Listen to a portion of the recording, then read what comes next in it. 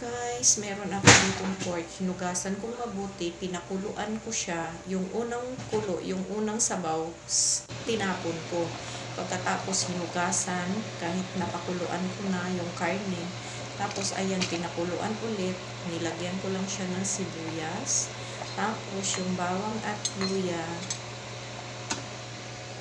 Ayan, ginawa kong paste sa almirez. Tapos nilagay ko na sa ating pinakuluang pork.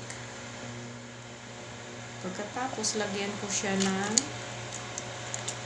tokwa. Ayan, galing sa palengke. Tapos, ayan, kumulo na.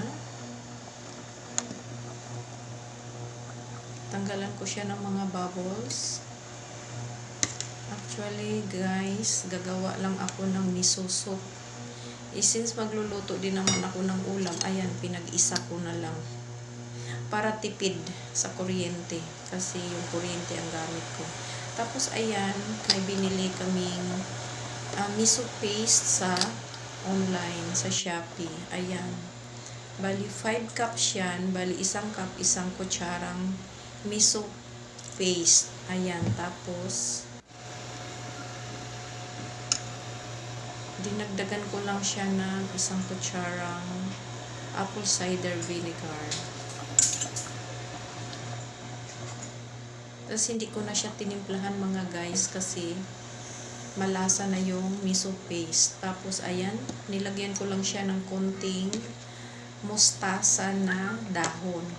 Konti lang nilagay ko kasi mamayang hapon iinit ko yung sabaw, lagyan ko ulit siya ng dahon.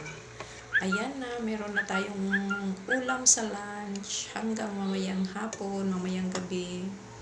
Ayan na po, nilagay na natin at kakain na tayo. Thank you for watching. God bless us. Kain na po.